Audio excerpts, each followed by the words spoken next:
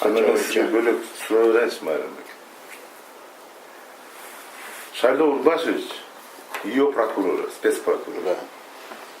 10-го, да, не знаю на каком основании, может он доложился, да, позвонил, вносит информацию на имя замгенерального прокурора. Так скажите. Вы читали это?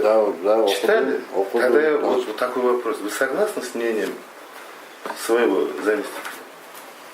Мен орынбасардын ою менен согласен. Но азыркы күндө представление жасаганга веский причина тапкан жокмун. Анткени Усмановага жазыпты, управление начальнигинен ответ келиптир. Там личное дело должно быть. Правильно? Да. Характеризующие данные. А ваш прокурор там сидит, говорит, ходатайствует об освобождении. Как это понимать? Азыр окудум, чокудум, тааныштым дейсиз. Анан кто кассационный жазбайсызбы? Надзорный порядке жазбайсызбы? Хотя бы бизге отурган Шайло Урбашевдин бетин сактабайсызбы? Качан өдү жакта отура бересиздер? Өдү жакта жок. Сизге процессуальный 359 УПКда норма бар. Билесизби? Билем. Билсеңиз анда мындай суроо. Биринчи частинде. Она звучит вот таким образом. Вступление, определение, постановления суда в законную силу.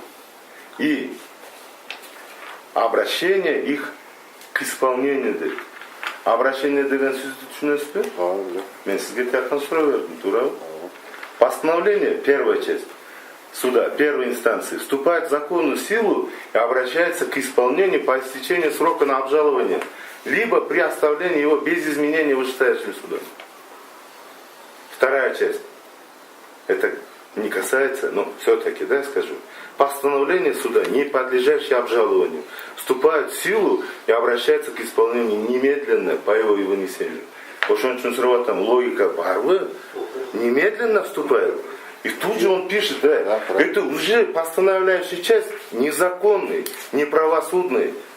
Сиз билбесеңиз сурабайсыз бул убакыт. Оңун бериңиз деп. Ага чейин бул киши чыгып калмак. Вы же подставляете. Эмне түрткү болду сизге макулдук бергенге? Эмне себеп болду? Какая причина была?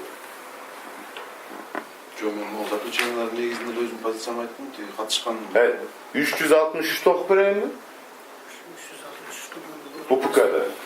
Там прямо написано, что является основанием для рассмотрения в суду.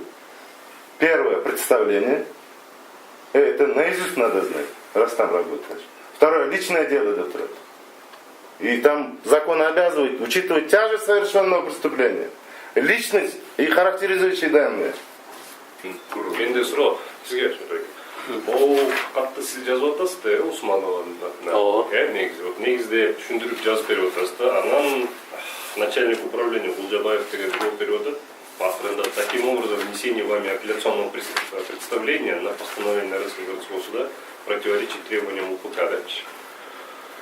Бул каттан башка ошол Генпрокуратурада бирөө сизге байланыштыбы бул боюнча болбойт депчи. Бул каттан башка сиз менен бирөө кайрылдыбы, сиз байланыштыбы? Байланышкан жок мен менен. Мен атайын официально кат жазып билдирдим өзүмдүн оюмду. Хорошо, андан кийин ошол жообун күттүм. Рахмат аксакал. Анда башка негизи ушундай силер кайрылганда ушул начальник управления жооп берип коебу же мисалы алсак Усманова жооп бериш керек белесиздер ошол или хотя бы за ее именем. Эгер Усманова поручать этсе начальник управления, анын толук жооп берген укугу бар. Документ